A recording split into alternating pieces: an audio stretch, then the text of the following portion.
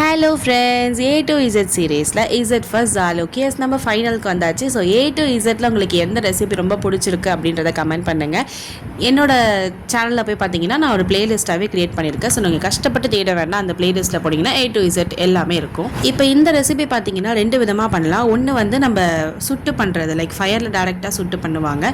நான் வந்து இந்த மாதிரி வேக வச்சு எடுத்துக்கிட்டேன். ஸோ பிரிஞ்சால், டொமேட்டோ, கார்லிக், சால்ட் இதெல்லாத்தையும் சேர்த்து நல்லா சாஃப்டாக வேக வச்சுக்கிறேன். இந்த டொமேட்டோவில் கொஞ்சம் புளிப்பு இருக்கிறதுனால நான் வந்து புளி தண்ணி கம்மியாக தான் விட்டுக்கிறேன். இந்த ரெசிபிக்கு மோஸ்ட்டாக வந்து லெமன் ஜூஸ் விட்டுக்கிறாங்க. நான் வந்து அதை அவாய்ட் பண்ணிவிட்டு புளி தண்ணியாக விட்டுக்கிட்டேன். அதுக்கப்புறம் கொஞ்சம் பெருங்காயம், இந்த வரமிளகா இருக்குல்ல, இதை வந்து நான் ஃப்ரை பண்ணி ஆட் பண்ணிக்கிட்டேன். அந்த ஸ்மோக்கி ஃப்ளேவர் சூப்பராக இருக்கும். இப்போ இது எல்லாத்தையும் ஒன்றா சேர்த்துட்டு இந்த மாதிரி நல்லா கடைஞ்சிக்கலாம். ஸோ நம்ம ஸ்டைலில் சொன்னால் இது ஒரு கடையல் தான். பட் நம்ம வந்து வெங்காயம் ஆட் பண்ணுவோம், அவங்க வந்து ஆட் பண்ண மாட்டாங்க. பிகாஸ் அது வந்து ரொம்ப டாமினேட்டிங்காக இருக்குது அப்படின்றதுனால அதை ஆட் பண்ணல அந்த ஃப்ளேவர். இப்போ இதில் வந்து நம்ம தாளித்து போட்டுக்கலாம். கடுகு, உளுத்தம்பருப்பு, அதுக்கப்புறமா ஃப்ரெஷ்ஷாக வந்து இந்த கொத்தமல்லியை வந்து கட் பண்ணி ஆட் பண்ணியாச்சு. இந்த மாதிரி யார் சாப்பிடுவீங்கன்னு கமெண்ட் பண்ணுங்கள். ஒரு ரெட் ஹார்ட்டின்னு கமெண்ட் பண்ணுங்கள். இது வந்து லைட்டாக அந்த மாதிரி பாத்திரத்தில் ஒட்டிகிட்டு இருக்கோம்ல, அதை வந்து சுட சுட சாதம் போட்டு கொஞ்சம் எண்ணெய் விட்டு சாப்பிட்டு பாருங்கள், அல்டிமேட்டாக இருக்கும். ஸோ இந்த ரெசிபி பிடிச்சிருந்தா லைக் பண்ணுங்கள், ஷேர் பண்ணுங்கள், சப்ஸ்கிரைப் பண்ணுங்கள். பாய்.